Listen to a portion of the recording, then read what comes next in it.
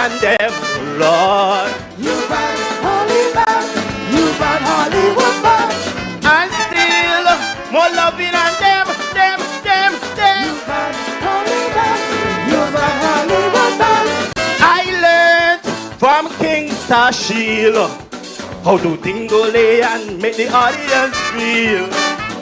I learned from King Fancy how to project my voice, now my fans can rejoice. I must confess, I learned from the best of the best. We not got no rats in the house no more. We not got no rats in the house no more. We not got no rats in the house no more. Since we kick them out the door, they try to sabotage the minimum wage increase. The private sector is we them want to squeeze. That is why we had to clean out the house. That is why we had to scrub it out.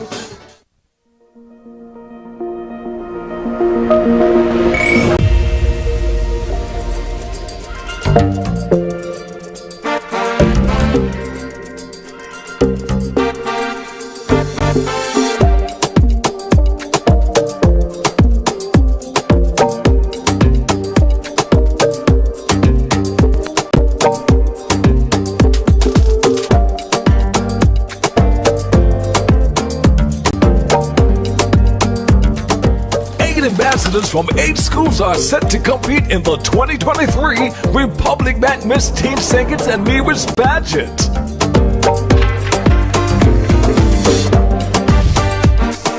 From the Washington National High School, Tiana Warner. From the Immaculate Conception Catholic School, Anthony Wyatt. From the Clarence Fitzroy White College, Sienna Johnson.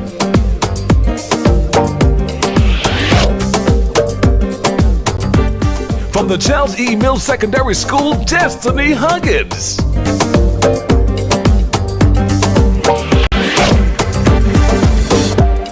From the nearest Sixth Form College, Shante Hendrickson.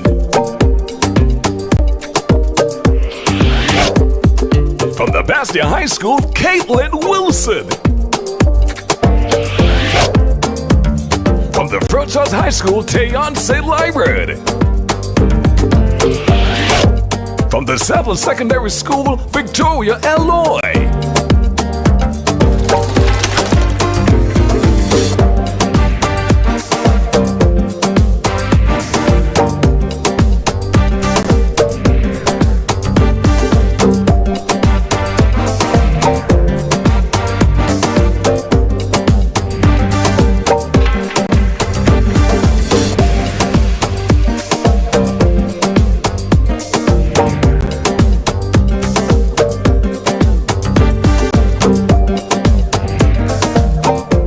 Sure to follow the ambassador's journey to the crown at SKN Carnival on all social media platforms.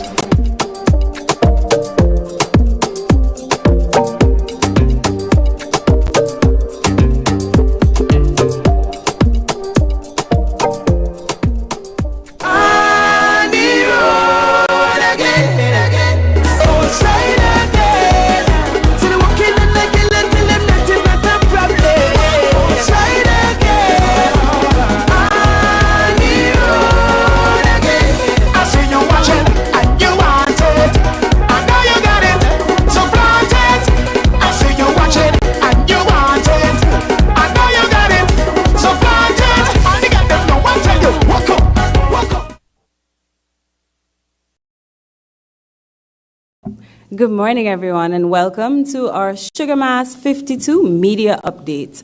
My name is Leah Craig-Chatterton, and I'm your host for this morning's proceedings. Welcome to our specially invited guests, and of course, our Honorable Minister to my left, Samuel Duggins, Minister with responsibility for sports and the creative economy, where Carnival obviously falls under. We also have with us here in studio, the Permanent Secretary of the Ministry of Sports and the Creative Economy, Ms. Valencia Saida, as well as the Director of the Department of the Creative Economy, Ms. Robertine Webb. As we get into today, we have some wonderful updates for you about our upcoming carnival. But of course, before we go forward, let's take a look back. Who could have imagined 3 years ago in 2020 when we were going through our COVID pandemic that we would be outside again?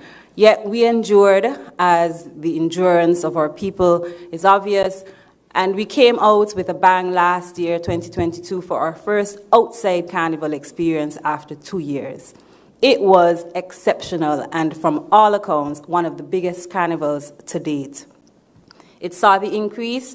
It started off with a wonderful opening experience at the opening of Carnival, and we hope they can top that this year. We'll hear from them a bit later on the direction for that.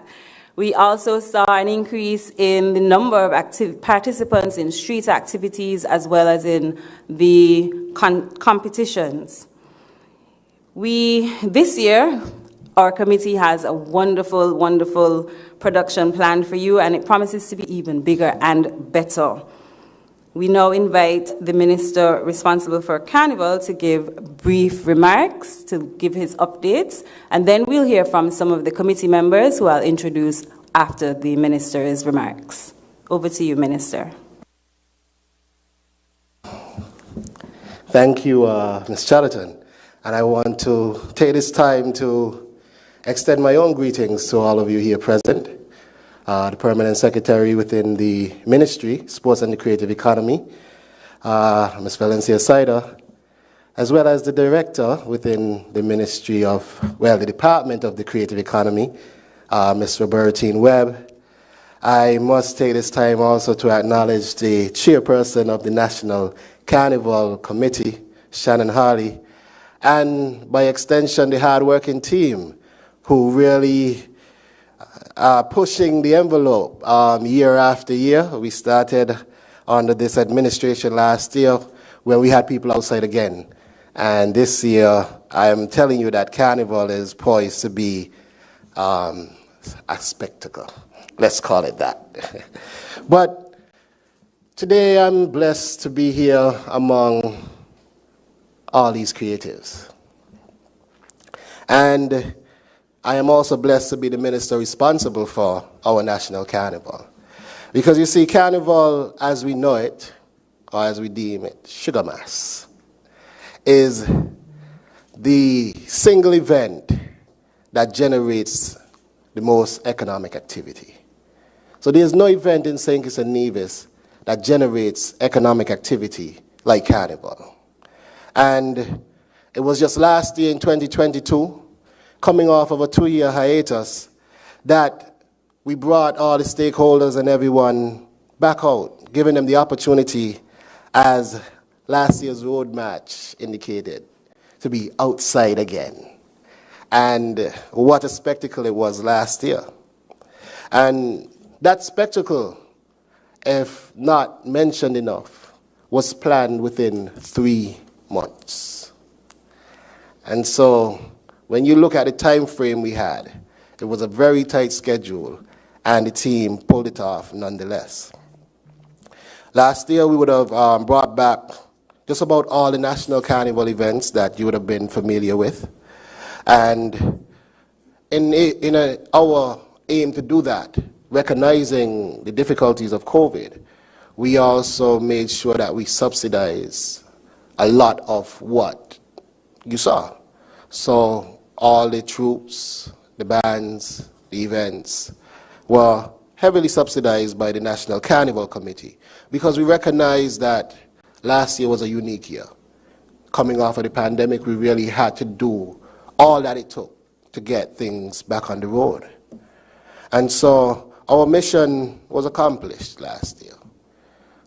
You know, what we set out to do, objective set, objective met. And the economic impact on the country cannot be questioned.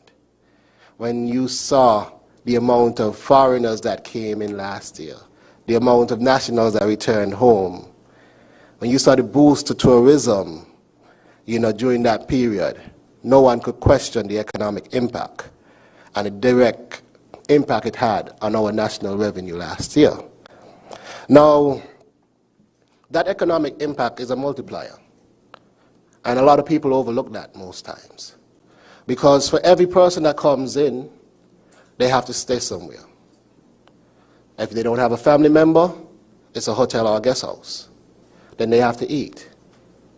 Some of them choose to rent a car or take a taxi.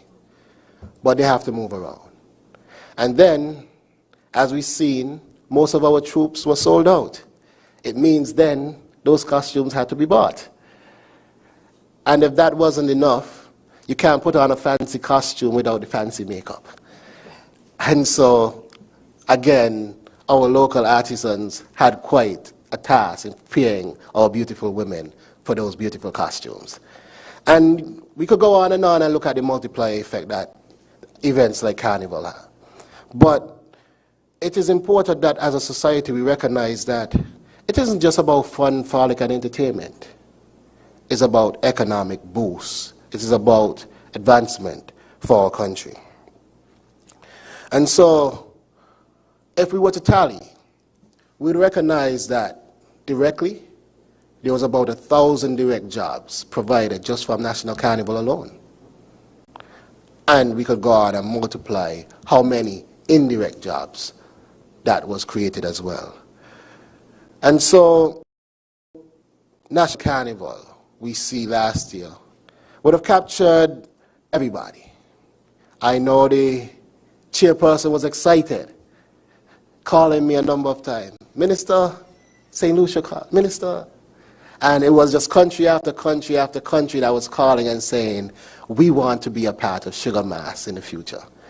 And this is what our objective was, to ensure that Sugar Mass stands out as a beacon of carnivals within the region.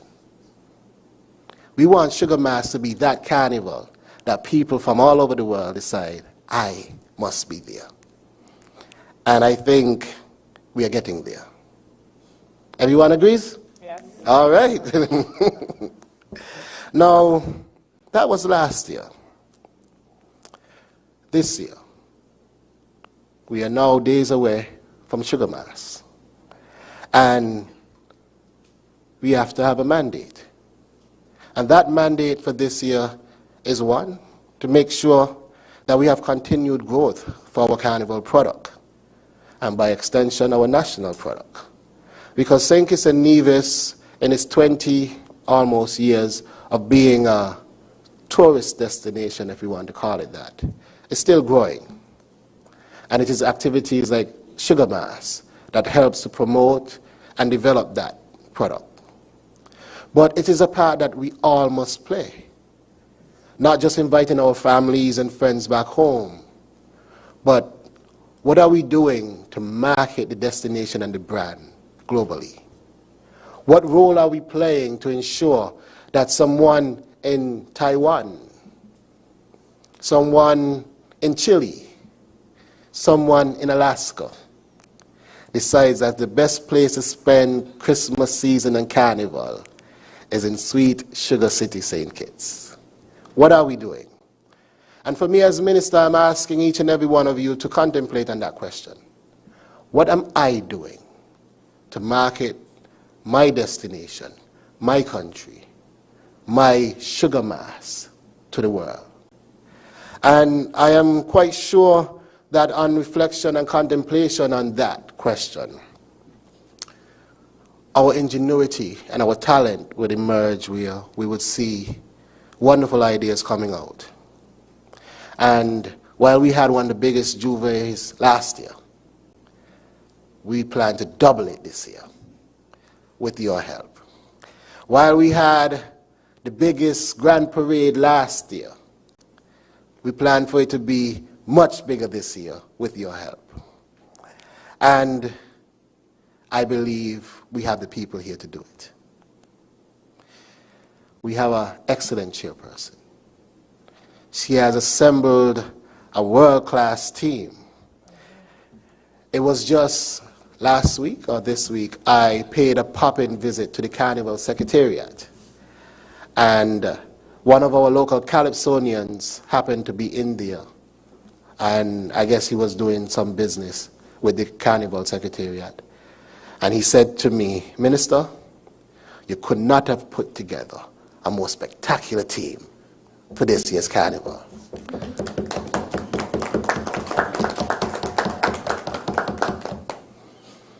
And so I am setting the team here with a high standard. Last year was nice. This year has to be twice as good. And so, Chairperson, St. Kitts and Nevis, and our people are looking for double what you gave last year, as far as attractions, as far as participation and fun. So with those few words, I want to say to you, Chairperson, thank you. Welcome. And we are looking forward to your delivery for this year's Sugar Mass. And thank you all for all your hard work and your commitment to the brand and to our National Carnival. Thank you. Thank you so much, Honorable Minister. Chairwoman, no pressure. Executive Committee, no pressure. You've done this before, and we know you can do it again. Before we move into our next set of remarks, permit me the opportunity to just introduce you to the members at our head table who don't need any introduction, but for formalities. On my left, to the left of the minister, is our chairperson, Ms. Shannon Hawley, and on her left is the director, Mr. Clement Monarch Ogaro. And then on my extreme right, we have Marcia Jeffers, and Marcia is representing the Department of the Creative Economy. Next to her, we have Mr. Asquith Watson, and he's the chair of the Skellig Soca Monarch competition. And on my immediate right is Mr. Lestrade Leonard, and he's the chair of our street activities. I know everyone will have lots of questions for him come question time. I now invite our Carnival Committee chairperson, Ms. Shannon Hawley, to give brief remarks. Okay, so I will be brief, even though I told the minister to make it under 2 minutes. I think he said everything that needed to be said. It's so important to have the support of the minister and cabinet by extension, and for them to see the importance of National Carnival. It is such a joy and honor to work under the minister to ensure that we continue to grow our National Carnival product. And that is the mandate he has given us, and that's the mandate that we will continue to produce the biggest, sweetest island carnival in the region. We no longer say small island. We're taking it up a notch, and our aim is to produce the biggest, sweetest carnival in the region. So this is my third year, as everybody knows, as the chair of the National Carnival Committee, and over the past 3 years we have done just that, continue to grow our National Carnival product. We want to be recognized as a must-do carnival. We want, when individuals are making their long-term plans on which carnivals and festivals they want to attend over the year, they always include Sugar Mass as that must-do carnival. And I think that we are accomplishing that, our mission to date. We have this year, for 2024 actually, let me just go a year ahead, we want to make sure that all of our stakeholders are on the same page as the National Carnival Committee. So we want to make sure that when we launch our National Carnival right after Sugar Mass 2023 ends, all of our stakeholders are on board, because that is the only way we will be able to market Sugar Mass and market the destination. So for 2024, we will be placing some strict policies in place as it relates to our specific stakeholders, to ensure that when we launch, our stakeholders launch, so that we don't have stakeholders launching 30 days before National Carnival or 60 days before National Carnival. It is the intention of the National Carnival Committee, and I can assure you that it will be done, for Sugar Mass 2024, all of our stakeholders and the stakeholders that attract international visitors and carnival lovers from overseas will be launched by June 2024, prior to the start of the St. Kitts Music Festival. So no pressure, but that is the intention of the National Carnival Committee. But let's move back. I mean, I'm looking ahead because I'm actually so excited, but let's move back to 2023 and why we're here today. Today is actually exactly 1 month before the opening of National Carnival, which takes place on the 15th of December. And we felt that it was necessary to bring our sponsors, our various stakeholders, and update them on our plans over the next few weeks as we lead up to National Carnival, as well as over the 2-week power 14 days of non-stop activity. And I'm already tired, so I can only imagine how it will be over the next 60 days as we experience the sweetest annual carnival in the region by all accounts. And this year I want to take a special, well, first by acknowledging our sponsors. This year our sponsors really have showed up for us, as they do every single year. Without the generous support of our sponsors, we cannot accomplish National Carnival on our own. So we have, of course, the government of St. Kitts and Nevis, who heavily subsidizes the National Carnival. And then, of course, we have the private entities who every year, year on year, come on board to support National Carnival. And I want to single out some specific sponsors this year who are with us today, as well as who continue to support us in whatever way they can over the National Carnival period. So this year we have our platinum sponsors, title sponsor of the Miss Teen, Republic Bank St. Kitts and Nevis, which, I mean, Republic Bank for us took a chance on the Talented Teen competition last year, and over the year have doubled their sponsorship to $60,000 because they recognize the importance of the competition for our youth and the development of our young ladies. So I just want to thank Republic Bank. Azul Printers, the Cable is also here with us today, and the Cable is the title sponsor of our Junior Calypso competition, and have also sponsored a contestant for our Queen Pageant.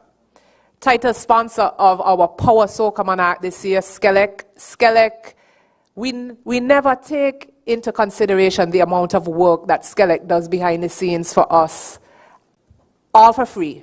And this year we have decided jointly that we will introduce Skelec as an actual sponsor, because that is what they are. That is who they are. They sponsor us every year. We take it for granted.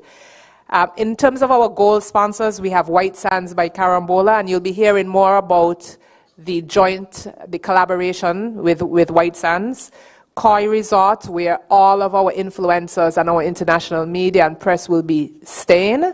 And ZIZ, again, we take these sponsors for granted, but ZIZ comes on board every year as our premier platinum sponsor, media sponsor. In terms of our silver sponsors, this year we have a new sponsor, Dcash.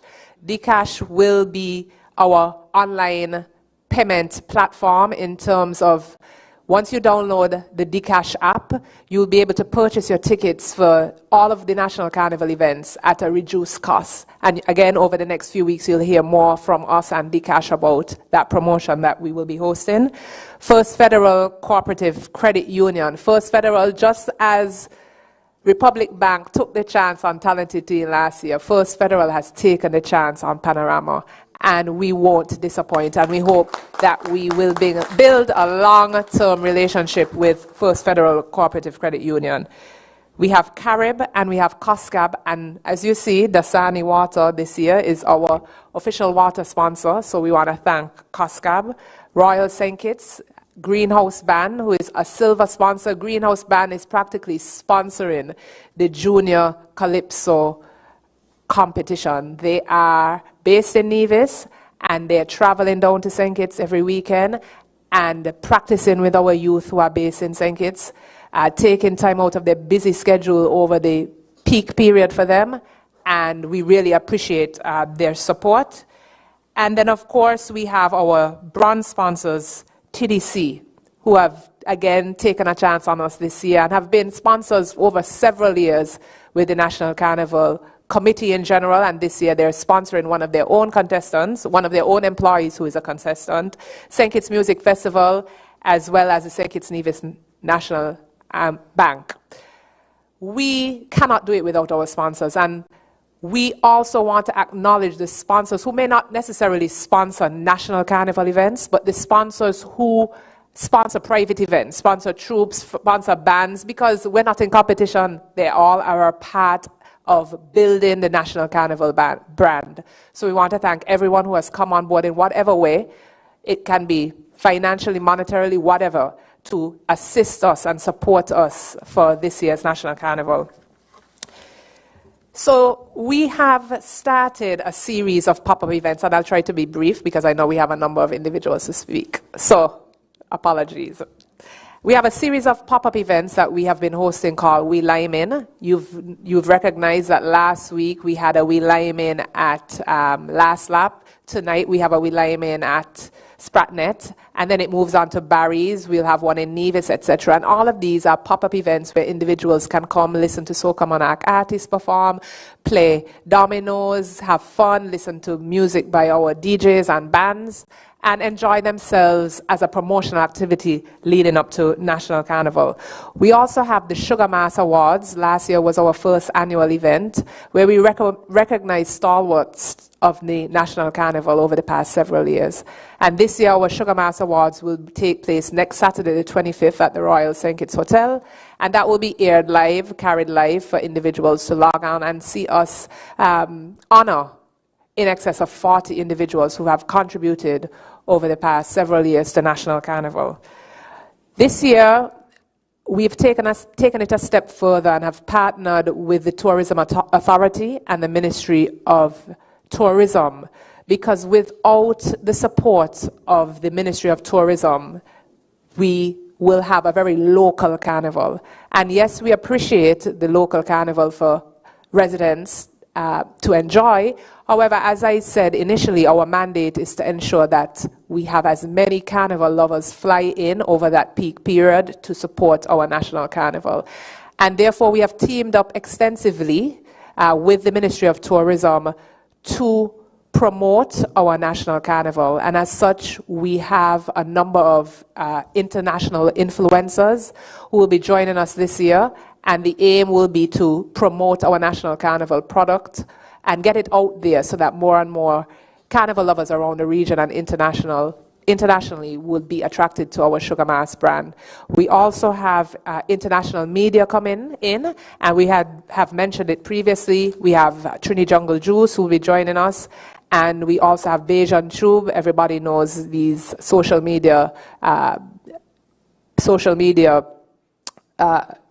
international social media websites so we really are looking forward to these individuals joining us. They'll be here for like a period of 2 weeks, so they'll be able to capture as much as possible for Sugar Mass, not only our National Carnival events but fetes, etc., which is what individuals fly in for, not necessarily National Carnival pageants, but for the private events. We have also partnered with a number of private event promoters, namely Inception, Cane Juice, ASAP, and DJ Terror, to really push and promote these 4 events as part of our National Carnival brand to international fete lovers and regional fete lovers. So you'll be hearing more about the collaboration with specific private events. We have over 28 private events that have registered and are sanctioned by the National Carnival Committee, which takes place all of the events take place in December. As it relates to ticketing, we'll be launching our ticketing as of next week, and you'll again hear more of our ticketing. We will give you every opportunity to purchase your physical tickets or online. Our tickets this year are very friendly on your pockets. right? We have on the 10th of December, we have a free event, which is the Greenhouse Band and the Cable sponsored Junior Calypso competition. That competition will take place at the Marriott Resort and it will be free. We then have Rock the Runway, which is a new event, and that will take place at the Ramada Resort, and that's $30. We then have the opening of Carnival, and all of our main Carnival events from the 15th of December will take place in Warner Park Cricket Stadium, because as you know, we have literally outgrown Carnival Village. So we have the opening of Carnival on the 15th, which is free at Warner Park Cricket Stadium. The Republic Bank Miss Teen St. Kitts and Nevis, which will also take place at Warner Park, and that is $40 for adults, $30 for children. Then there is the Soca Monarch, Select Power Soca Monarch competition that will take place on the 21st of December, that's $40. Panorama, Warner Park Cricket Stadium again, and that's $40 on the 27th. The Queen Pageant, the Miss St. Kitts and Nevis Queen Pageant, that's on the 28th of December, and that's $50 at Warner Park Cricket Stadium. And finally, the Calypso competition, Senior Calypso competition, which is $40 on the 29th of December. So we have a jam-packed full 2 weeks between the 15th of December and the 2nd of January for you to enjoy every aspect of National Carnival. And as the Minister said, we are the single national event that contributes the most economic activity as it relates to St. Kitts and Nevis. So it's not just about fun and frolic and beads and costumes, but it's really about generating income across such a wide section of the economy. So I apologize for not being brief, but everyone else on the panel, I can assure you, will be brief. And I hope that at the end you will have several questions. Thank you. Thank you so much. Join me in thanking our chairperson, and we forgive you for not being brief. Your information was comprehensive and essential. So many great things to look forward to as we gear up for Sugar Mass 52. We'll now have brief remarks from the Director of Carnival, Mr. Clement Monarch Agaro. Good morning to everyone, and I want to say special thanks to, I see sponsors, media, executive members, and also members of the creative economy here. But I think one set of people that gets left out of these events all the time is the executive office. Carnival Committee, or the Carnival Secretariat, that is. Carnival definitely cannot take place unless you have that engine room where lots of things happen.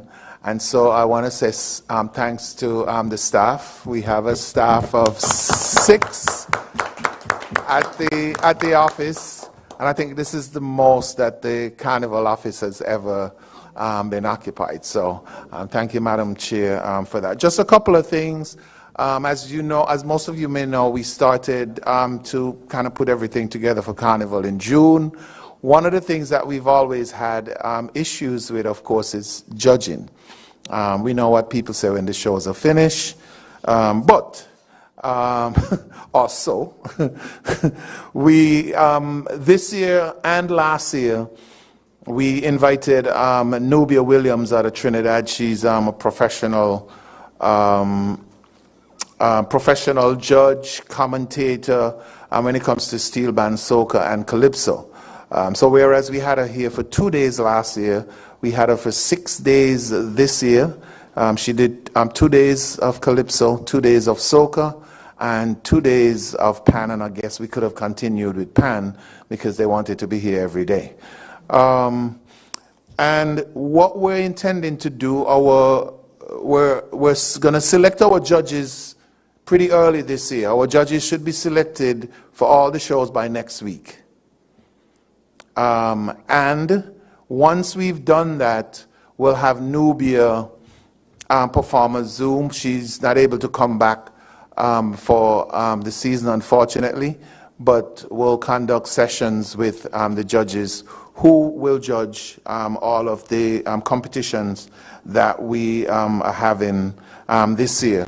One of the other things that we've done this year as well is we think a lot of the shows takes longer than necessary because we have judges who, take their time and they're writing, one number at a time. This year, we've decided to invest in modern technology, and so all of our judging would be done electronically. And I want to say special thanks to the NIA IT folks out in Nevis who are assisting us in this endeavor to ensure that we, speed up our shows and, of course, make our judging more efficient.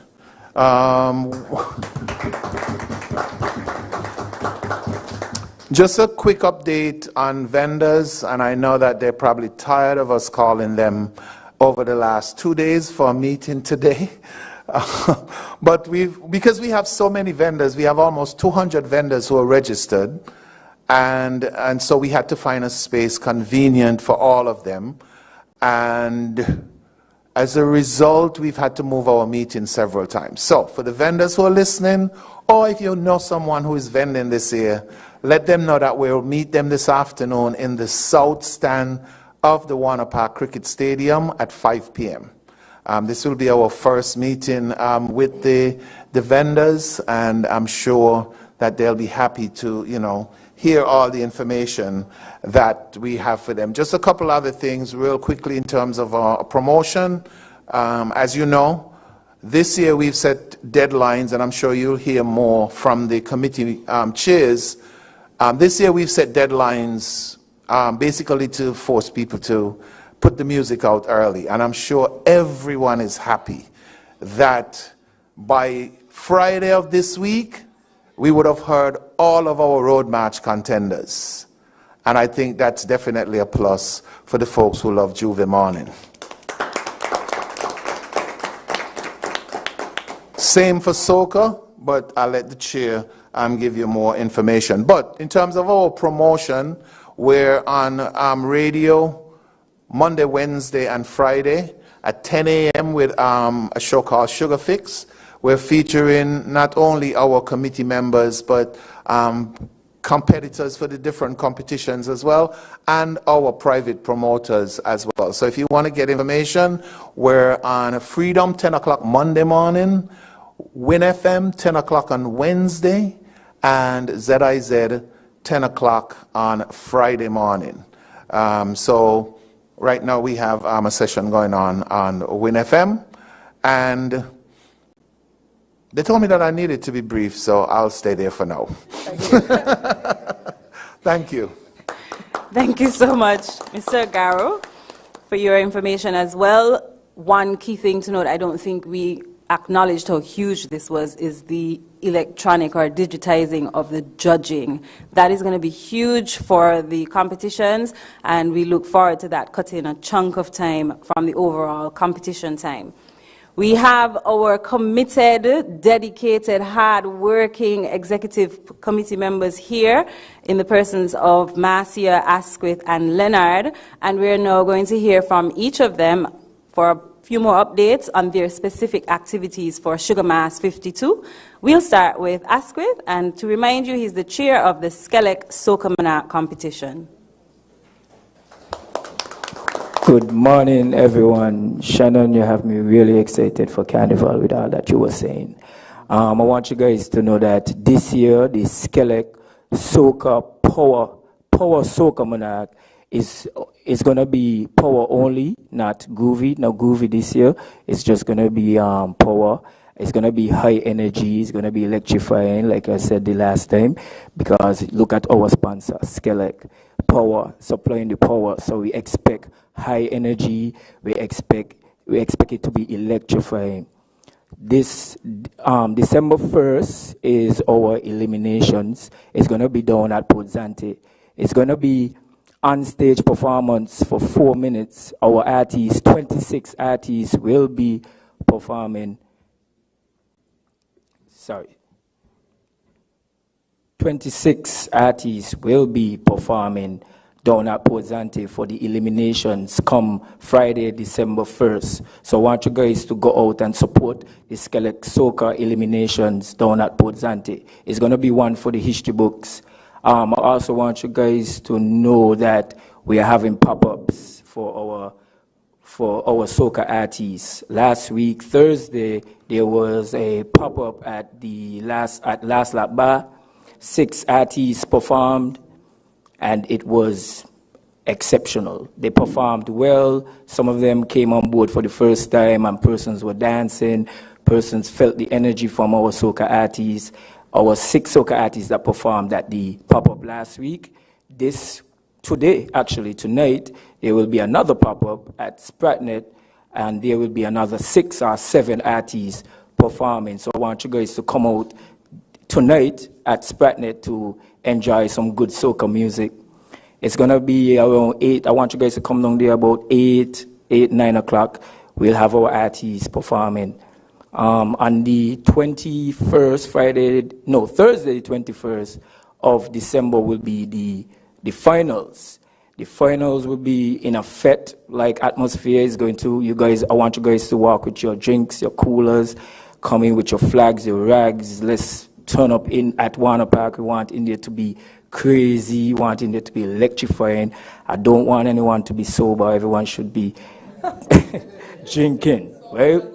In a good way, right? In a good way, and enjoy each and every one of them. 10 of them will advance from the eliminations into the finals, and then they will meet the reigning monarch winner, which is Statics, at the finals. So I want you guys to know that it's going to be high energy. It's going to be crazy. A lot of work is being done to ensure that you guys enjoy one of the best power soca that Sugar Mass has ever seen. Thank you. Thank you so much, Asquith, for that update on our Skelec Power Soca Monarch. That's good to know that there are only 26 participants. That's amazing. We're looking forward to that first elimination. We'll move on to Mr. Lestrade. Let's hear about those street activities. Good morning, everyone. And they know that street activities is basically the heavy lifter for Sugar Mass as it compares with Juve, Junior Carnival, Grand Parade, and Last Lap. All this accompanied with Road March also. And you know Road March is like the song of the year. And I know everyone here in this room and in St. Kitts and Nevis listening on the radios as the releases are coming out, and they have until Friday, 17th November at 11 p.m. to release all the songs. Okay, so we're going to start with Juve. And we know Juve is one of the highlights of Carnival, where we have powder, paint, the music, water. And Juve is going to start from 5 a.m. to midday. And we have 13 registered Juve troops. And they are GM Addicts, Grandmasters Band, Small Axe Band, Juve Warriors, Explosion, Fantasy Troop, Chatterbox, Red Devils, Beach Bums, Juve Band, Collision Teflon, Juve Troop, Iconic Revelers, Global Entry Juve Troop, Extreme Juve Troop, Upset Squad Juve Troop, and Excess Band Juve Troop. So we have a lot of Juve troops this year.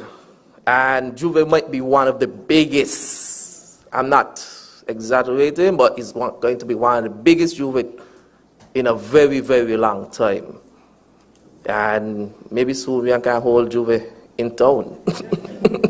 So, but we shall see. Okay, so the Juve Oud contains of two judging points. It starts from the bottom of 4th Street and the top of 4th Street.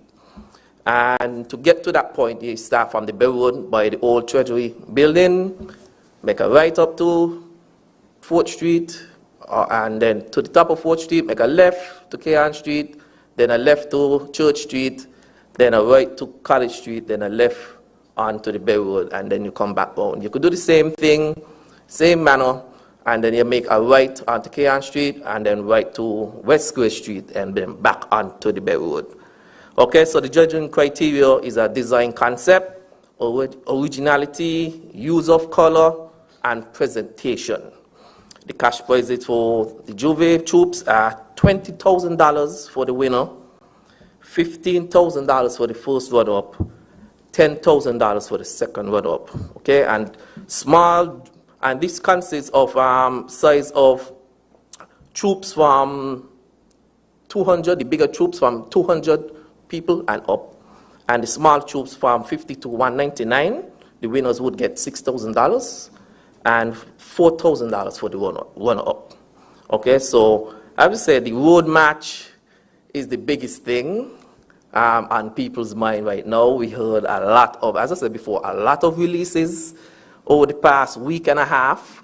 We had about maybe 3 to 4 bands released in a space of 48 hours. I've been listening to them, and other soca artists has been releasing. And we have the name of the road match contenders, and one is Barry C. We have 15 registered road match contenders, and it goes by Barry C, ASAP Band, Upset Squad, New Voice Band International, Smarlax Band, Grandmasters Band, 5-Star Pino, Collision Band, King Honesty, Wayne P, Javid Wilkinson featuring Dissap Band, Star Black, Statics, Climate, and Jervin. So those are the 15 registered road match contenders for this year's road match.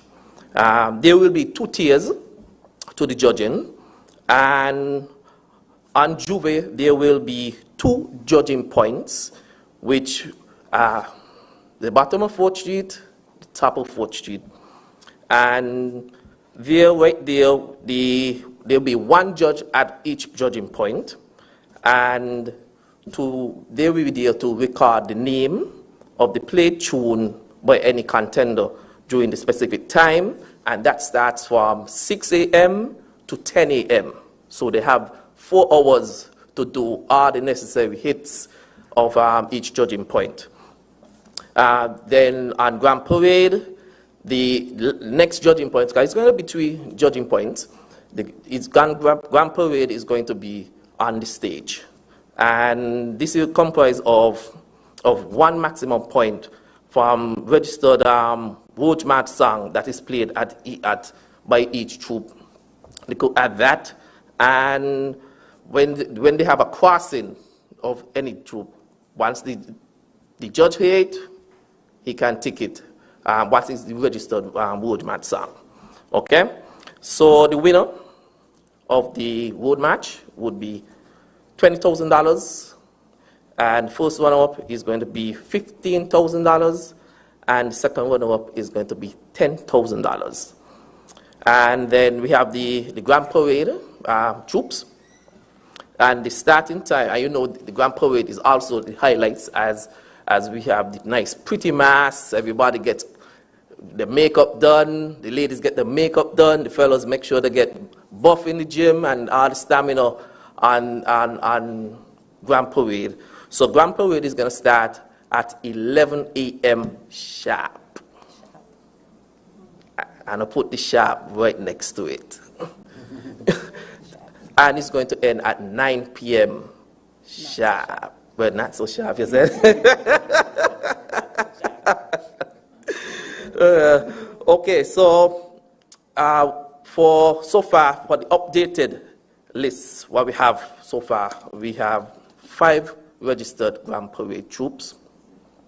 They are Zeus Carnival, and make sure I ask the troop leader how to pronounce their name, so I wouldn't call it wrong. Zeus Carnival, and Lux Carnival, Ultra, Novali Mass, and The Warriors. The Warriors is out of Nevis, so which is really good to see our Nevis counterparts are participating on the road with us this year. So give it a hand, nice clap. That's very good. And the judging details, well, before that, we go to the route. The route starts from right in front of Dr. William Connor, come all the way down here, go all the way up to Pan Road, where the stage would be.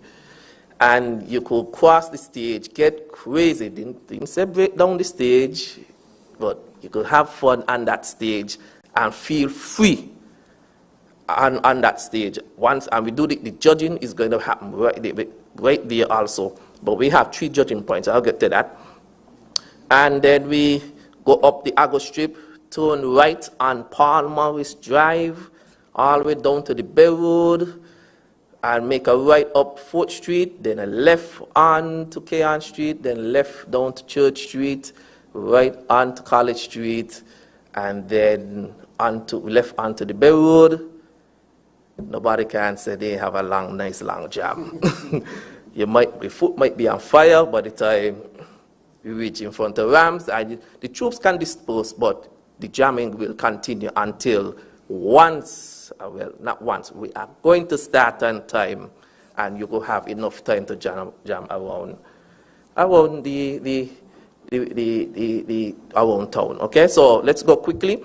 The judging criteria for the Grand Parade troops is design, craftsmanship, interpretation of theme, presentation, and the cash prize are winner 25,000, second place 20,000, third place 10,000. So we have all in you with your crew for Sugar Mass 52, and I hope everybody is ready for the road for Carnival. Thank you.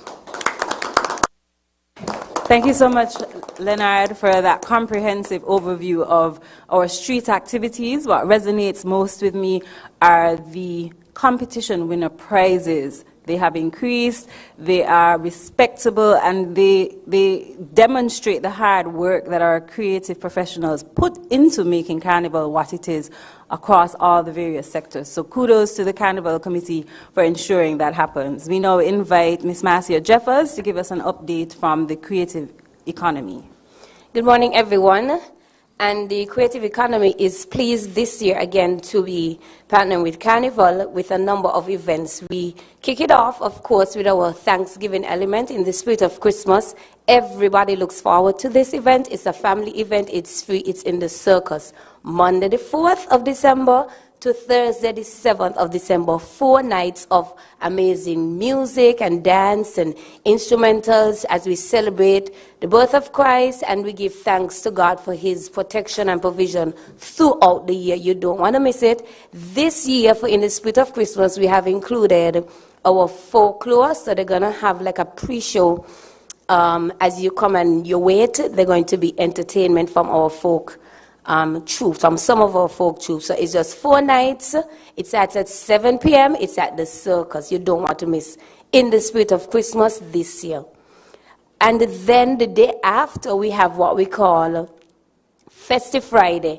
Now, it's taking a different format this year. We normally would have a DJ with, soca music and different elements. But this year, Festive Friday is going to take a Christmas sports kind of format. So what we formerly know as Folklore Avenue is going to be called Festive Friday. So all the folk troops will be out on the Friday the 8th of December, right on 4th Street mainly.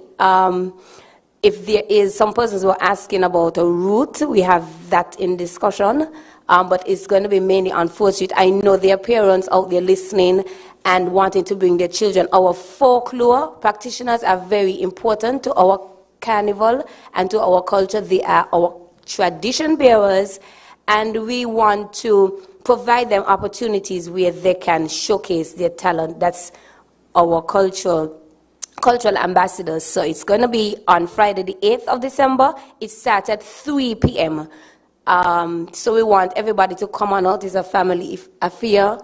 Bring the children. As you slip out from your offices, you stay right there and enjoy some bowl and some nice, you can run from the bowl, some nice masquerade, mockajumbies, everything. This year, we actually have about 14 folklore troops who have registered, and I'm so excited to announce that we have some junior troops. Some of the schools have been partnering with some of the cultural practitioners, and we have some junior troops coming on board, and some of the folklore from the ICH would be on parade as well. And then we go to the opening. Now, Leah, you said no pressure. We're under a lot of pressure. I'm not going to hide it. The anxiety is buck because last year we went all out as per our instruction from the carnival chair. She said go all out. That was last year. I said, how do we outdo ourselves? We don't know, but we are trying. And I can bet you we will not fail. We're not about failure. So the creative economy has been charged this year with the opening of Carnival. Secrets of Paradise. Secrets of Paradise. Now, if you know anything about a secret, it's not supposed to be told. So you have to come. You have to come. And you don't want to miss it. If you remember anything about last year, it was out the gate. And so this year is no different. With that theme, we are going to have a parade like last year, but this year our parade is going to start from the fisheries right on the Bay Road, because we want to include a lot of our talents, give our creatives an opportunity to be on parade. And so we're going to start from the fisheries on the Newtown Bay Road at 3 p.m. If you're not there by 3, we're going to leave you. We're about time. And in that parade, we'll have our cheer groups, our cheer teams from the high schools. We'll have our folklore on board. We have floats, we have bands, we have the carnival troops, as mentioned by Lester just now. And so we want everybody to come on out. We know we have a virtual audience that is wider than the public audience, but we want people to come on out and show their support in the parade segment. The parade would come down the Bay Road and up 4th Street. Now, last year we started at the old Treasury. It was a little bit, it's a nice central space, but a little bit cumbersome, and so we have extended it this year so that persons can actually enjoy themselves, those who are on parade, and then you who are viewing can actually follow along, and it leads right into the Warner Park on the cricket. Now, the arrival experience. And I say experience, because you don't want to miss it. Your idea of a paradise and our idea of paradise is different. And so I want you to think a diverse paradise experience. Butterflies and birds and waterfalls with dolphins and tikis and tacos and hulas, the works.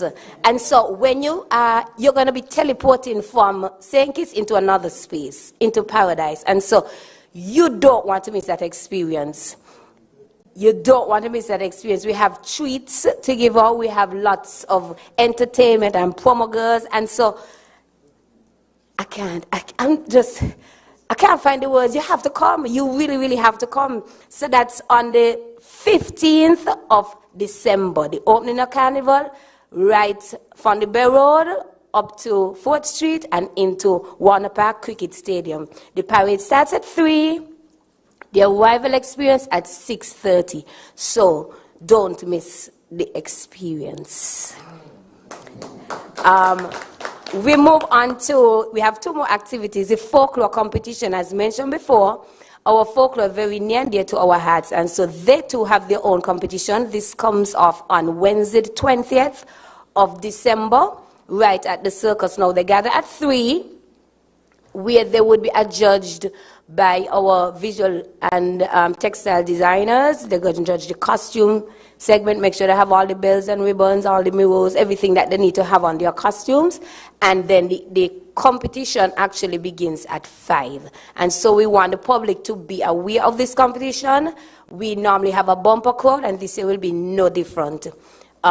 We have, as I mentioned before, about 14 different troops, both juniors and seniors, that have we have been meeting with them, and they are very much intrigued and hyped about this competition, and so they really are going all out. Some of them are having new uniforms, and they're going all out, trust me. And so you don't want to miss the folklore competition on Wednesday the 20th. We have 3 categories. So we have the masquerade competition, we have the bull competition. We have singled those out because there are a number of masquerade troops and there are a number of bull troops. And then we have what we call the mixed folk competition. So in that category, we have the tabernacle ancestral mummies, we have the St. Peter's actors, then we have the cowboys and Indians. So every other folklore troupe who is not masquerade and bull would be in the mixed folk competition. And so that starts at 5 p.m. on Wednesday the 20th. And of course, we end with a bang. Midnight Escape. And just like Paradise, we wanted to escape. It's a day that you come on out, you can find your Christmas gifts for your family, you can find nice Christmas favorites, like you get your sorrel. I know lots of you like your sorrel and your black cake with the nice little juice and the ham. And we have some gift cards that we want you to be afforded. So you can, it's a family affair. It's Christmas Eve-ish, the Saturday, the 23rd of December. And the location, of course, is going to be downtown Bastia. It's a street festival, so we have vendors. Now, we have craft vendors, we have food vendors, we have live entertainment. We have a kids zone. Now, last year, the kids made a big, row about, it's only one night, and so we want to be able to afford them the length of time. So it starts at 3 and it goes right up to midnight. So even if it's still one event, we have a lot of time. So don't wait until 8 o'clock to bring them and then the child balling in front of your face. Bring the child at 3 o'clock so they can spend all night in the bouncing castle, on the bowl or whatever. We also have an adult zone, as in we have an adult space where you can, paint and sip. If you don't want to move around all night, we have activities for the adults as well. I did mention live entertainment. Normally for midnight, we showcase the winners from the previous competitions as well as other entertainment and lots of games and giveaways. So that's Midnight Escape, Saturday the 23rd of December, downtown Bastia. You don't want to miss it. So we start with a bang and we end with a bang. Creative economy, all in with our crew for Sugar Mass 52. Thank you. Please join me in thanking our dedicated committee members for their updates. We now invite them to vacate the space and allow 3 other committee members to come up to give their updates as we head into our wrap-up of this morning's proceedings. So I invite the Chair of Pageant, Mr. Javon Liburd, Chair of First Federal Panorama, Cartel Ford, and of course, Mr. Abernathy Liburd, who is the Chair of Calypso. Thank you so much to our 3 who are outgoing, and we welcome the 3 who are coming up now.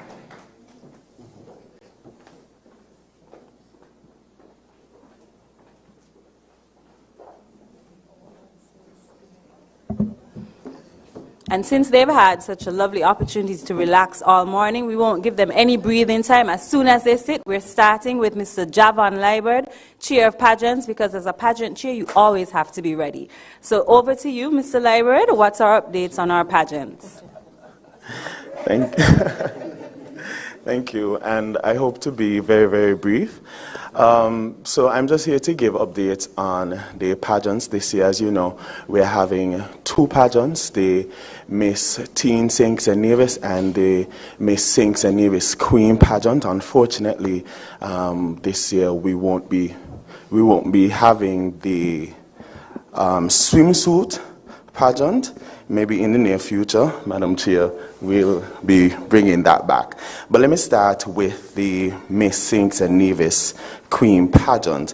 Now, the girls have been engaged in a number of sessions, from interview training, social etiquette, branding, and other forms of training in order for them to be ready and grow as individuals. The most recent session was with Ambassador Jacinth Henry Martin. She conducted a session on the role of being an ambassador, the world of diplomacy, as well as the benefits of diplomatic relations. The girls have also been partnering with a number of government agencies and nonprofit groups. In September, we were independence focused. Right? We attended a number of independence-related activities put on by the government, put on by different groups, right? And also the girls did a video for independence, wishing their countrymen independence. And I think this is the first time in a very, very, very long time that this was done, and that the girls were so involved in independence and so involved in government-related activities. So I think kudos to the girls and kudos to the minister and the chairperson for allowing us to begin this early this year. Apart from their platforms, we also ensure that the girls conduct some level of community service. They had a food tour at Solid Waste. That was a bit surprising for them, but at the end of the tour, they really, really loved it. They participated in a trash sorting exercise. They learned a lot about where the trash goes after they throw it in the trash and these sort of things. They've also been partnering with a number of organizations. We partnered with the Ministry of Aging and Disabilities. They attended the seniors prom, and from all accounts, they quite enjoyed that, speaking with the seniors, dancing with the seniors, and from the pictures and the videos that I saw, they had a lot of fun. They also partnered with a company, WeCare. WeCare is a company that takes care of elderly persons, and what they did, they went around St. Kitts giving out baskets or goodies to elderly persons. So we've been doing a lot. They've been doing a lot. The girls, they also participated in the breast cancer walk, and after that walk, they sent a very heart-wrenching message to persons who may have been who are diagnosed in addition to encouraging persons to get tested, right? So the girls, they're definitely out and about in various spaces taking part. These activities and more, like candy making and painting, are also bonding sessions for the girls, for the ambassadors, to build camaraderie and friendship. In the coming weeks, the girls will continue these appearances, coupled with a ton of marketing efforts to raise awareness. The goal is to get them in each and every space, in people's faces, so much so that you are almost inclined, to immediately get those tickets next week when they are dropped, right? Because we want a bumper crowd, right?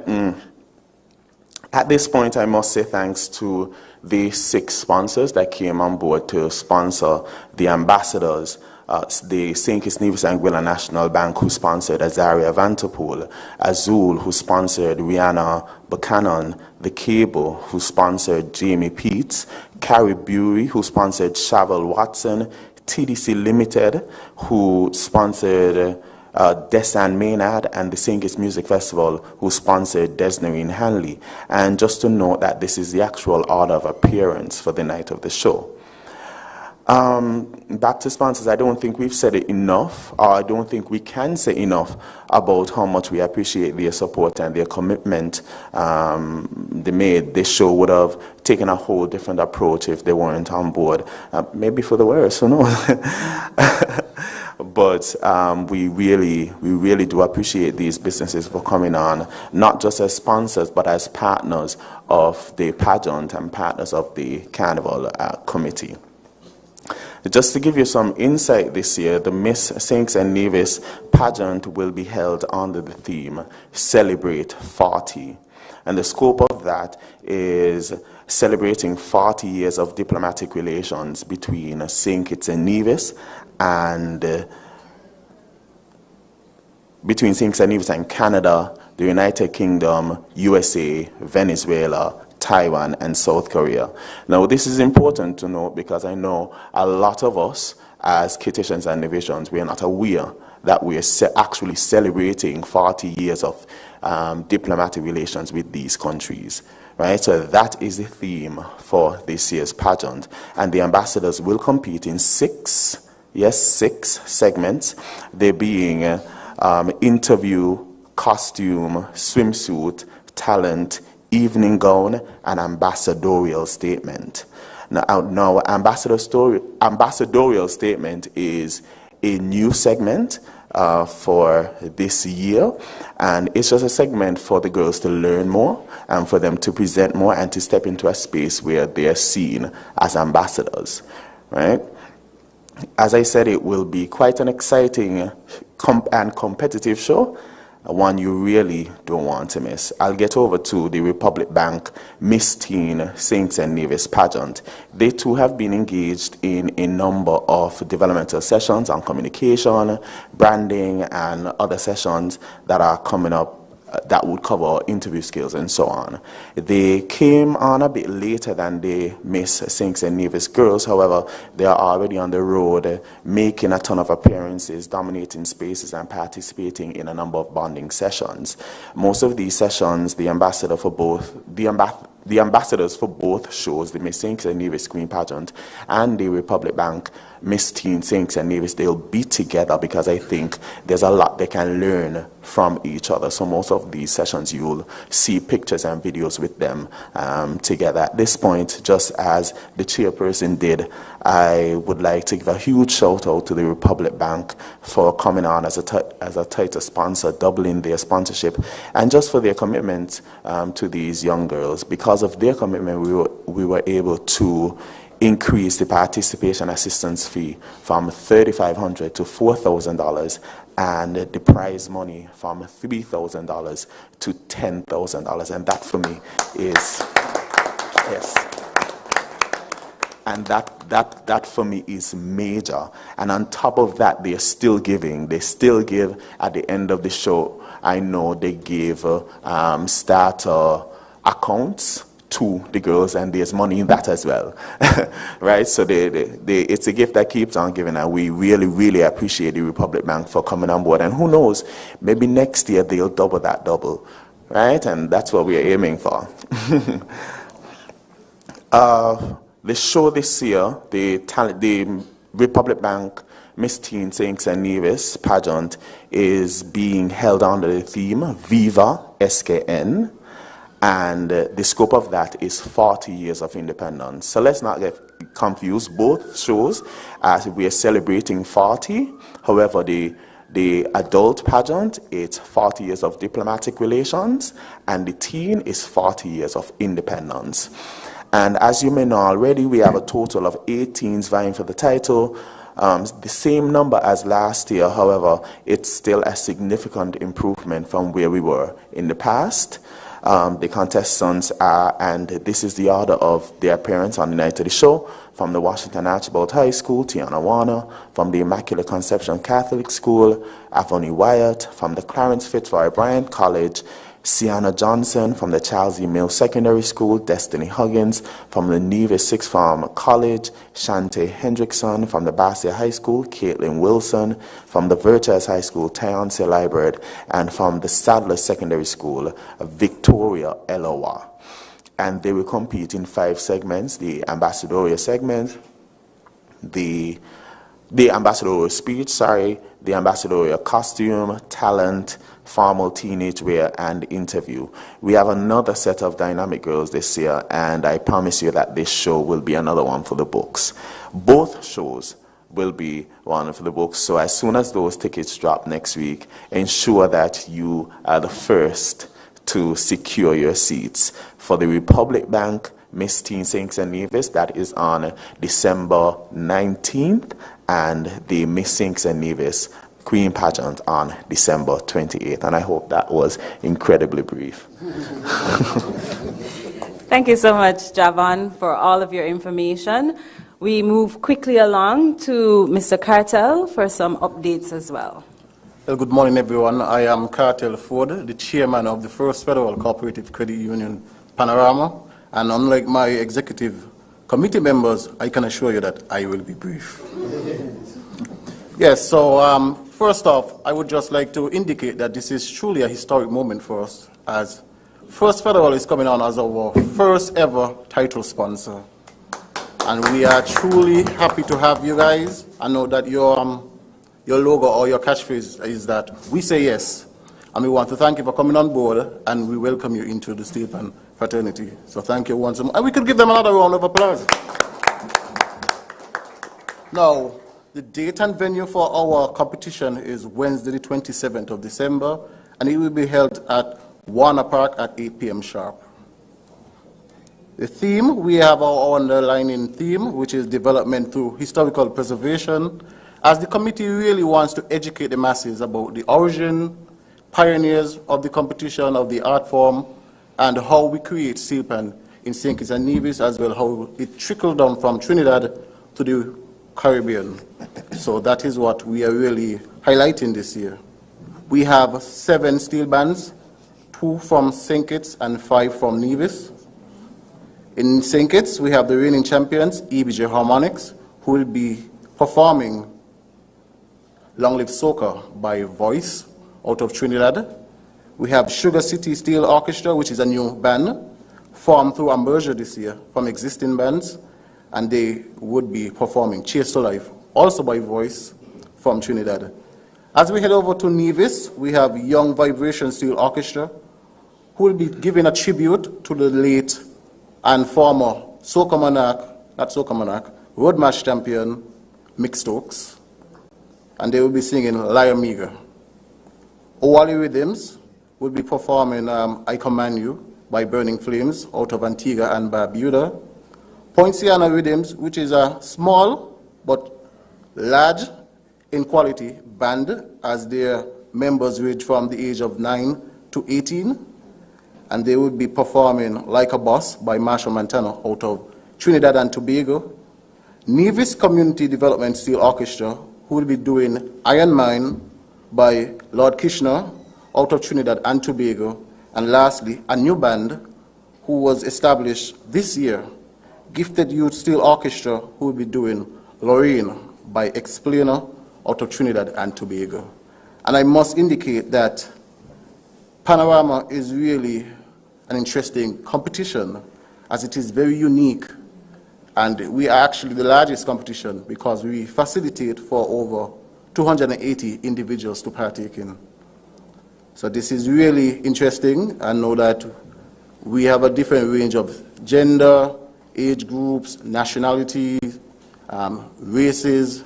So this is actually a melting pot of the different ethnicities and communities in St. Kitts and Nevis. For the cash prizes, we have done some upgrade, and we can assure you that these cash prizes are nothing but large. So the cash prizes this year, as I said, there is an increase. The preparation money this year would be $2,000, which will be given to all the bands for the competition. First winner would be $20,000. First runner-up, $15,000, and second runner-up, $12,000. The non-placers will be given $3,000 at the end of the show. For Parade Day, we want to thank everyone for coming on board as we officially announce that Steel Pan Music and bands will be back on the road for Parade Day. We are going to have troops, sorry, not troop.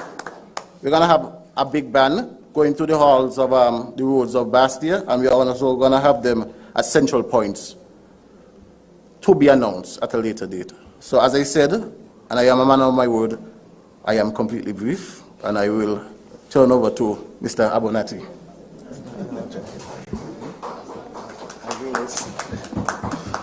Okay, good morning. I'm charged with the responsibility of Calypso this year, and so my duties will entail organizing the Junior Calypso competition and the Senior Calypso competition as well. So this year, if we are now going to focus on the Junior, this year we celebrate, or the National Carnival Committee celebrates 50 years of Junior Calypso for National Carnival. Junior Calypso competition began in 1973 when Gary Knight, Mighty Throwback, was crowned as the first Junior Calypso monarch. As the chairperson mentioned, we have 2 sponsors that have come on board this year. We have the Greenhouse Band, and actually the Greenhouse Band will be providing the musical accompaniment for the Junior Calypsonians. And we also have the cable as well, and we want to say a big thank you to these 2 sponsors for their tangible contribution. Now, the competition this year will take place on Sunday the 10th of December. I know previously you would have heard Friday the 8th of December as part of Festive Friday, but we have since moved the function to Sunday the 10th of December, and it will take place at the Marriott Plaza in Frigate Bay. Begins at 5 p.m. and it will be a free event. And so we want to invite each and everyone, parents, Calypso lovers, supporters, to come to the Marriott Plaza and support our children. Now we have 19 participants this year, and this is a major improvement from last year, because last year I think we had seven competitors, and so we are up this year to 19 of those persons participating. Now, because of the difference in the age range, we have taken a decision this year to split the competition into two categories. And so we have the primary school junior Calypso Monarch competition, and this will comprise primary school children between the ages of 8 to 12 years of age. And then we have the secondary school junior Calypso Monarch competition, which would comprise secondary school students between the ages of 13 up to 18 years of age at the time of the competition. Now the format for the competition, because we are having two different sections, we will have 5 competitors in the primary school junior Calypso competition, and they will compete first. And then after that competition is completed, we will have the secondary school junior Calypso Monarch competition, and we will have 14 competitors in this competition. The backing band, as I said, is the Greenhouse Band, and we will commence rehearsals right here at the Carnival Secretariat Extension this coming Saturday for the competitors from St. Kitts. In terms of the prizes, and so the winner of the primary school junior Calypso competition, the winner will get $2,500, first runner-up $1,500, second runner-up $1,000, and the non-placers would each get $500. In terms of the secondary school category, the winner would get $3,500, first runner-up would get $2,500, second runner-up would get $1,500, and the non-placers would get $500.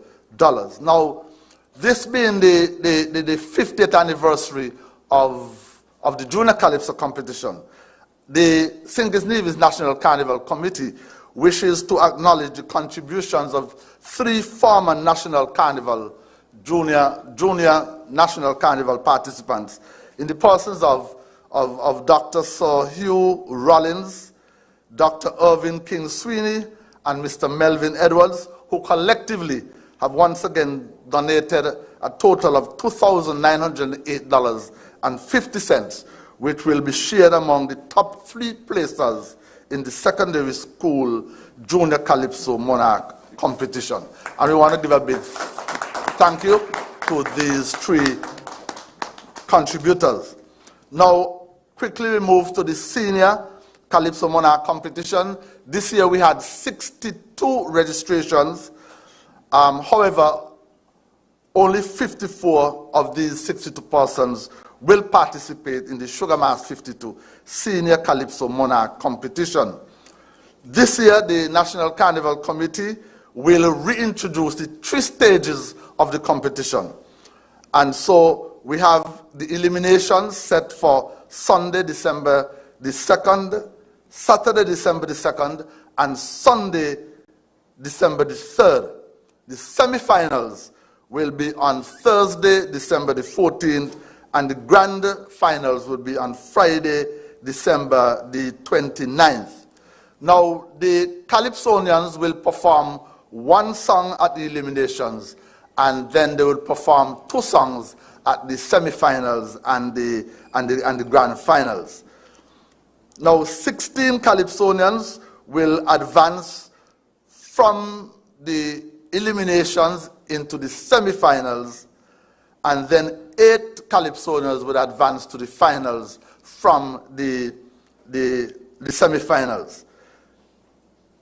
In terms of Calypso tents, the Proud Sound Calypso tent, hosted by the Grandmasters Band, we have 2 Calypso tents this year. We'll have the Proud Sound Calypso tent hosted by the Grandmasters Band, and we'll also have the Legends Calypso tent hosted by the Legends Band. And the Legends opened the Calypso season tent on Sunday, November the 5th at the Spratnet, and saw 13 senior Calypsonians and 1 junior Calypsonian in the person of Lady Faith performing. So imagine a junior Calypsonian performed or is performing with the Legends Band, the Legends Senior Calypso tent this year. The Legends tent will move to Progress Bar and Grill in Sandy Point tomorrow evening, and then tomorrow evening, Thursday, November the 16th, and then to the Vibes Beach Bar in Frigate Bay on Sunday, November the 18th. Now, the Proud Sound Calypso tent opened its doors this past Sunday, November the 12th, at Spratnet, and saw 16 Calypsonians performing. The Proud Sound tent would move back to the Spratnet this coming Sunday night, November the 19th, for tent number 2, and we'll see the likes of reigning Calypso Monarch, Queen Independent, Big Lies, Queen Kibby, and a host of other performers who did not perform in that first Calypso tent. Then we move now to a major announcement. This year, the National Carnival Committee has decided to use an all-star Calypso band comprising of contracted musicians from the Legends Band and the Grandmasters Band. The all-star band will provide musical accompaniment or support for the semi-finals and the finals. Rehearsals with the all-star band will commence right after the eliminations. Cash prizes for the Senior Calypso Monarch competition. The winner this year gets $20,000. The first runner-up gets $15,000. The second runner-up gets $12,000. And the non-placers get $4,000. And as far as updates is concerned, this is all I have. And I'm looking forward to tremendous support for our junior and senior Calypsonians for Sugar Mass 52. I thank you. Thank you so much, Abenaki, for that comprehensive update. If the length of the committee members' updates are a reflection of their hard work, then we know they are working long hours. Definitely. We now open the floor for any questions to any of our head table, not me, no questions from me, but the actual people, and those who went down already as well. Any questions? They did such an excellent job with their updates. I think they've answered all of any possible questions, correct? Question from the floor?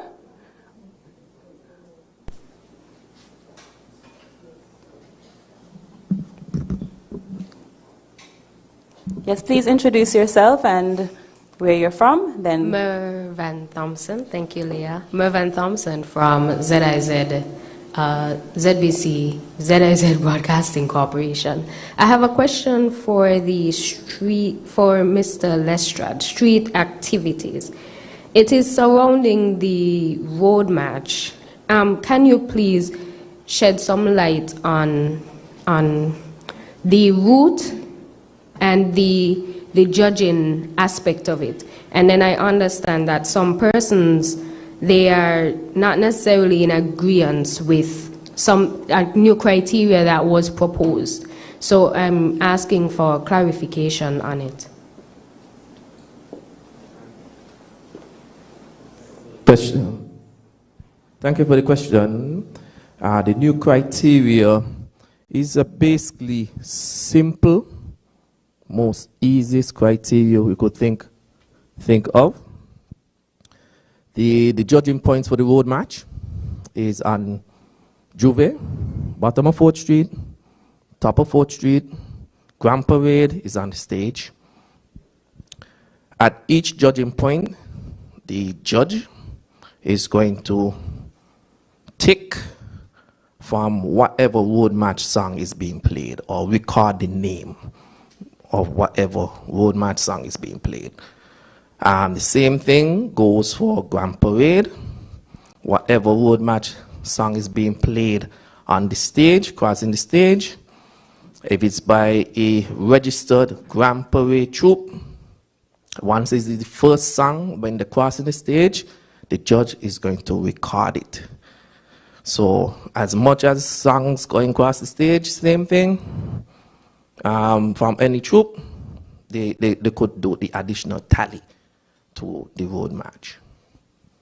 And just sorry to add to what Mr. Lestrade said, our judging criteria is exactly what it is in every other island, everywhere that judges road march. I have a real carnival. Previously, for some reason, this was the road march criteria for several years. However, it was changed a few years ago for whatever reason, whereby it was only judged on Juve, and there was a percentage where they had 4 judging points, and then they had a performance stage. And it was a very complicated, complex breakdown of a system whereby you would get a percentage for performing and a percentage for passing the specific judging points. And because of the route, it's very difficult. Some people go left, some people go right. Some people miss a judging point at National Bank, some people miss a judging point at Development Bank. So that is why we made a decision to have 2 judging points, because people always circle and pass the top and bottom of 4th Street. So it would not disadvantage both our contenders who may be soca monarch artists versus bands. The judging criteria, in our view, was more geared to specifically the band. So we want to make sure that everybody gets the opportunity to be judged fairly. Okay, I understand. I remember that mix-up, and I agree with what the Carnival Committee is proposing. However, the timing, being on a band last year that was contending for Road March as well, I saw from that vantage point how the difficulty in getting 2 judging points. And I remember being in the same position for more than an hour during the judging point. And this is the situation every year. So it's the complaint of bands and other contenders as well that, like, between 6 to 10, when I'm going to be in the same position for an hour and a half, it severely impacts my potential to even hit up the judging points. And this is like just along 4th Street. I could be at the bottom for an hour and a half and the judging point is right there and still miss it because 10 o'clock is 10 o'clock. So is there the potential or the possibility for maybe the route to be a little different so that there is more space sort of to maneuver the crowd, hopefully, so that everybody could at least hit up the judging points within the time frame given. And I understand that apparently there is a vote from the contenders against the criteria that was presented. Is it possible for the committee to address that, or maybe a meeting might need to be had or something? I'm not sure. Thank you. Sorry, I've taken over the mic. I apologize. But in terms of the backlog that was experienced last year, was specifically because of the participation element of the judging. So there was a participation for performance. Sorry, the performance was on the Bay Road, so people were performing on the Bay Road, and people couldn't. Some bands were performing, others couldn't pass. We feel that with this very simple modified version of the judging for Road March, there will be a non-stop movement, and the committee responsible for streets has taken that into consideration. The backlog last year when planning the route for Road March. We also have to understand we have Road March being judged on that day, as well as the Juve troops being judged on that day. We're working very closely with our security forces to make sure that the route is as seamless and easy as possible so that we would not experience the backlog. But what we found was the backlog specifically was because of that performance stage down on the Bay Road. Everybody wanted to hit the performance and perform on the Bay Road. All Road March contenders have signed the policy, and in the policy breaks down the criteria as it relates to judging. So therefore, the policy is a policy. It is not something, and it is not some. We have had several discussions with the road march contenders on the policy, including last week. It's not we don't expect everybody to agree, but at the end of the day, we're doing it because we have we are judging both road march and Juve troops on that day, and we think that we need to make it even more inclusive by using the opportunity to judge road march on that extra day, which is Grand Parade. And basically my thoughts about reasons why individuals have the issues with the judging is nothing to do with the route, it's nothing to do where the judges' location are. I think it is beyond that. However, the policy is the policy, and the road march judging will remain as it is. Do we have... Just to add one thing, Marvin. Now, you say you were with a band last year that was stuck for an hour and a half. Which band were you with? Well, I was on Barry's truck with his powder and fog song, and we were in front of the museum for quite a while, trying to get up the road. Thank you for that second answer. And just to talk about the road march again, I think it seems like we're changing to something that we've never had before. I'm the oldest person on the panel. Some people call me uncle, some people call me grandfather. But I've been involved in Carnival since 1973, and we're judging Road March this year the way it was judged for more than 30 years. It's only in the 90s and maybe 2000s that we keep changing the judging criteria every year for whatever reason. So we're going traditional, Trinidad, Grenada, St. Vincent, Antigua, St. Lucia. This is how they judge Road March. You pass the judging point, we take the song that plays. I didn't even realize you were there. I had a quick question about power, Soca Monarch. I think a few years ago it was one category, and then it came back to the two, and then now we're going back to one. I was wondering about that. I don't know if it's the intention of the Carnival Committee to sort of elevate the Soca Monarch product. And there was some confusion on Facebook about why one particular personality was featured in the poster and not the other, and so forth and so forth. I know it's a power competition. So, I mean, by the poster advertising two persons or showing two persons, it might be advertising two competitions when that's not necessarily the case. So I don't know if some light can be shed on that. Shannon, would you like to speak on that? Yeah, okay, so our graphic artist produced a save the date with the reigning power Soca Monarch. For whatever reason, I will not go into that. However, there was some confusion that I am not aware of, that I heard about recently, as it relates to one of the reigning monarchs who will not be participating. The reason for moving the Soca Monarch to power category only was because we've seen in many of the islands, we've seen recently Trinidad cancel their Soca Monarch, Barbados cancel their Soca Monarch and replace it with a different event. We are recognizing more and more our artists.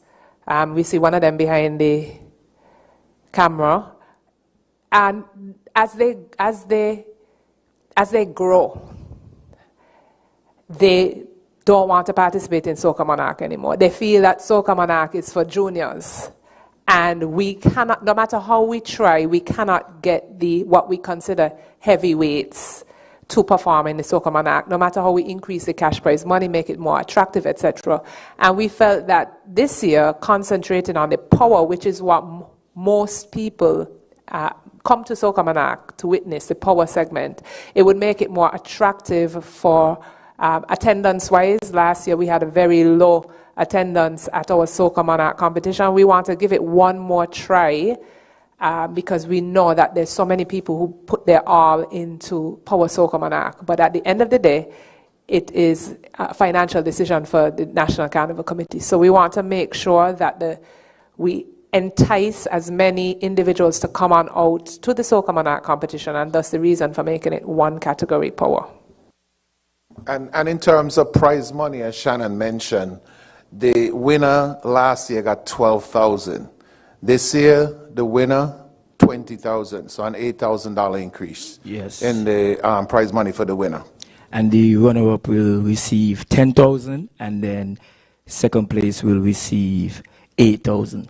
And then there's a $3,000 for preparations, and then $4,000 for those who participated. We'll take our next question now. All right, good morning all. Glenn Barrett, SKN Newsline. I want someone to address the management of the street parade, particularly the Grand Parade.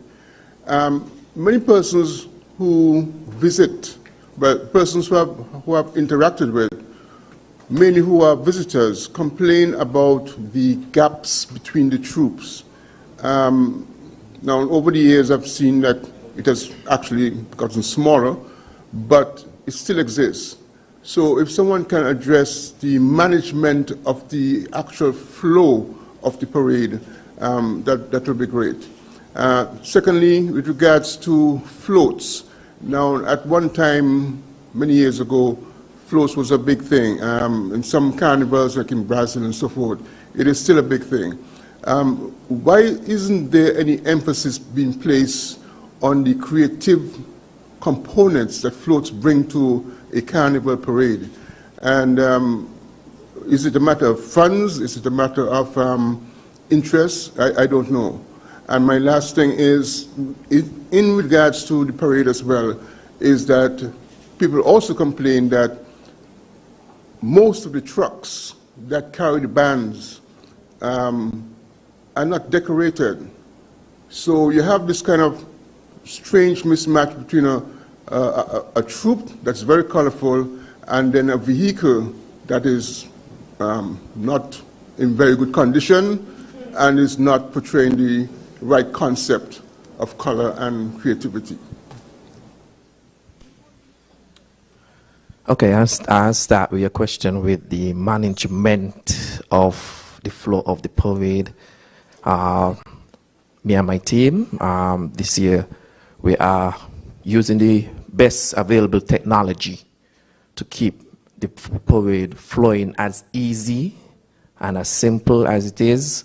We just got some new communication devices so we could keep everyone in check on where the parade is. Once the parade starts on time, which is going to happen, we should have a nice flowing tight parade for the January 1st. Yeah, thanks. As it relates to the bands that are not decorated, the parade troops, or bands as we call them, are privately owned. As you heard extensively how much responsibilities the National Carnival has and how much financial burden we have, for us to take on an additional financial burden of decorating bands and creating floats for the parade, we really cannot take that on. It is really the responsibility of the private bands. However, what we can look at in the future is encouraging and having prizes for most creative float, etc. in the parade. But the parade is really, all of the bands and the troops are privately owned. And that's something that we can look at in the future in terms of having categories for floats and decorating the trucks, because it's more than the bands that are on trucks. It's like toilets, it's bands, it's music trucks, catering, etc. Sometimes we have in excess of 15 trucks that accompany parade troops, as these parade troops get larger, in excess of 1,000+ people in each troop. Good morning. LaShawn Dixon, St. Kitts News Observer. Two quick questions. Concerns there have been many in the public having concerns about being a mass sprayer, the cost of being a mass sprayer these days, and how the prices have risen. The question is, are there any concerns that the common man and woman may be frozen out because of the cost, and how can the committee ensure that the common man and woman remain part of the carnival? And secondly, the minister spoke about the carnival being the largest national economic, having the largest economic impact. Where can members of the media find that data? On the first question, our mass bands are getting bigger every year. So I understand what you're saying, and I know a few years ago in Trinidad, they did create something. I don't know how to describe the people that you talk about, or maybe the people who don't want to go in a big band and pay whatever the big band is. I mean, maybe that's a consideration for the future, or our folklore don't cost as much. We see a lot of people playing clowns and masquerades. And as well, I mean, we see a lot of financial institutions as well becoming involved in financing costumes for carnival. Now, that's a personal decision, not a decision by the Carnival Committee, but, you know, there are options out there. I know this isn't a question for me, but I just wanted to comment and just say quality, right? I think years ago, the quality of the costumes you were seeing when it was 900 and 1,000 and 1,500, as a people, we asked for better, and I think we can say that the troops delivered better, and the quality it's at right now, it's not $2, it's not $3, right? And I think the persons that are registering, right, they understand the cost of quality, right? And it's not just a costume, it's an experience, it's you being on the road, it's you being exposed to bottomless drinks, limitless drinks. There's a lot of add-ons, limitless. I was thinking about mimosas, sorry. There's a lot of other add-ons. Some troops offer makeup this. Shannon spoke about bathrooms and, Monarch, you know, and they don't own these facilities, you know. So there's a lot of things that go into actually getting on the road, and I think the persons who buy into it understand it, right? But also I would say to you, in saying common, I think you should have defined, right? Because I'm common and I paid my money to go into a particular troop, no matter how high it is, because I want to be a part of that experience. So I have no money. let's just note that I am common, right? And I am willing to put my money where my mouth is and get that experience. And just Ms. Shadderton pointed out, these bands are filled with common persons, and well, based on your definition, and they are sold out, right? So I just wanted to add that. In terms of the the economic impact, we recently commissioned and concluded an economic impact assessment study, and we can share it with those of the media who contact the office. We will be happy to share it with you.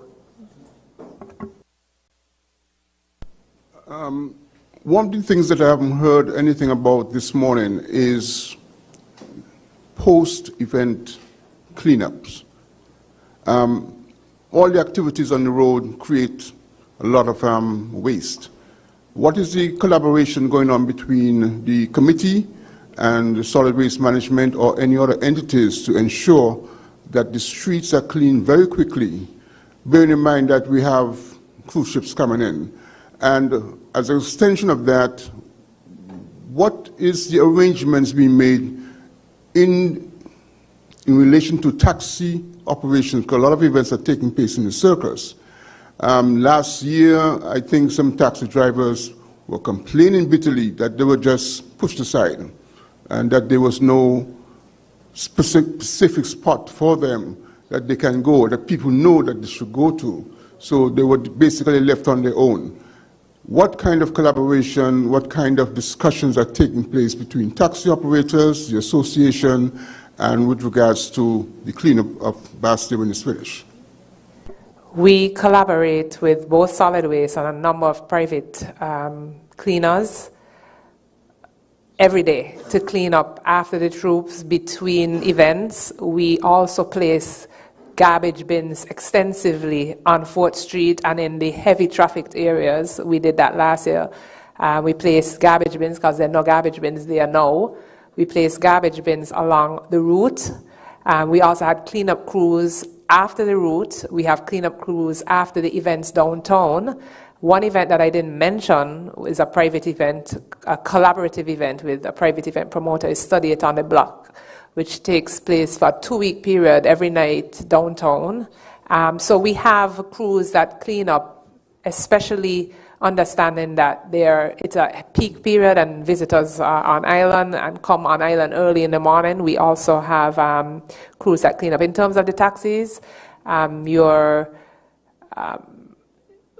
we always provide the taxi drivers with an alternative area to do their taxi services from, never pushed aside. Yes, we understand that the circus is an area for taxis.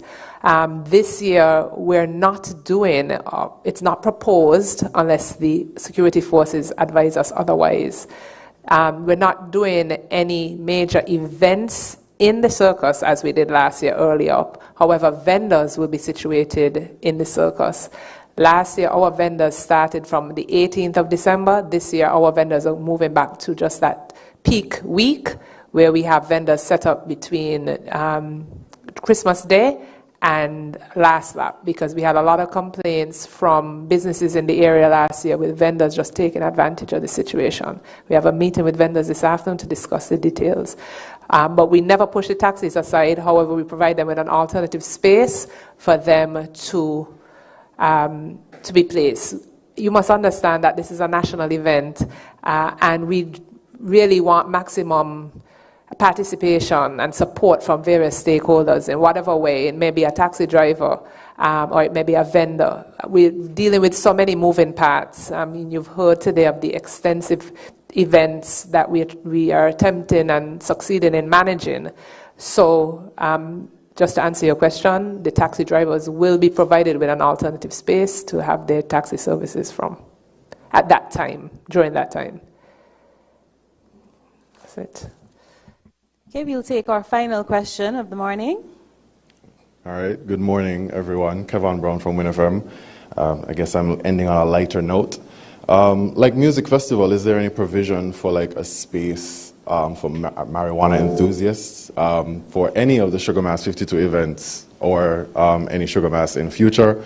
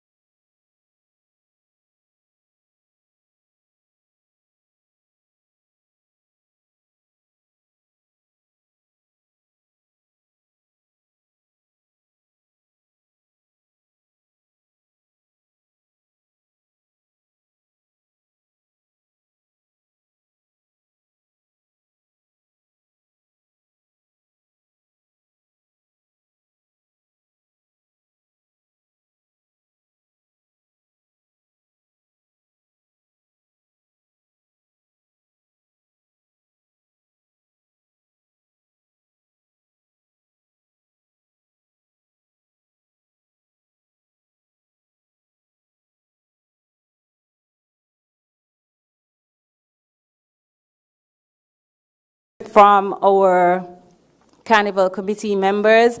We also heard about the strong contribution from the sponsors. Thank you. From the sponsors. And again, to reiterate, without the sponsors, none of this could be possible. Just a plug here for the minister and cabinet going forward. As Carnival grows, so should the funding. That is all.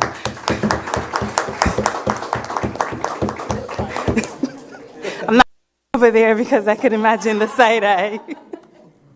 But thank you all for coming. It's been an absolute pleasure hearing from our updates. And remember to be all in with your crew for Sugar Mass 52.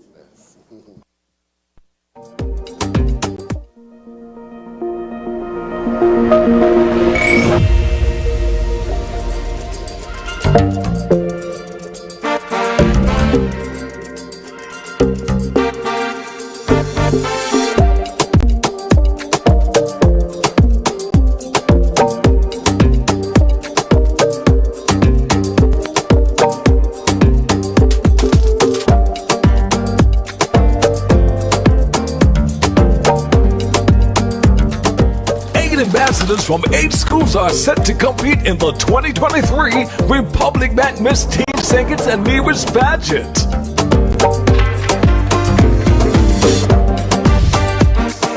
From the Washington National High School, Tiana Warner.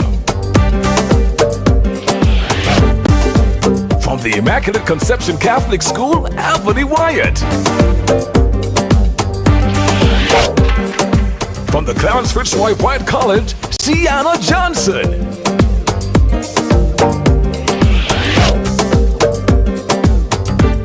From the Charles E. Mills Secondary School, Destiny Huggins.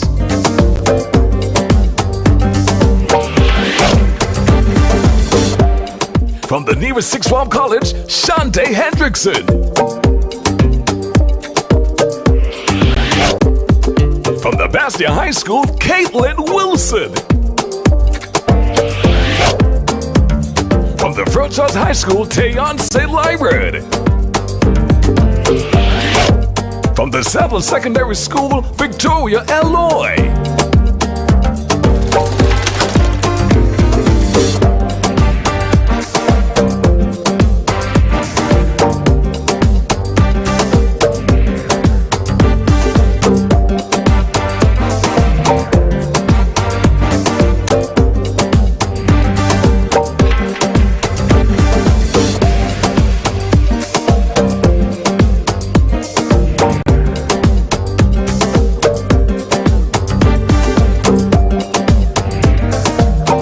Be sure to follow the ambassador's journey to the crown at SKN Carnival on all social media platforms.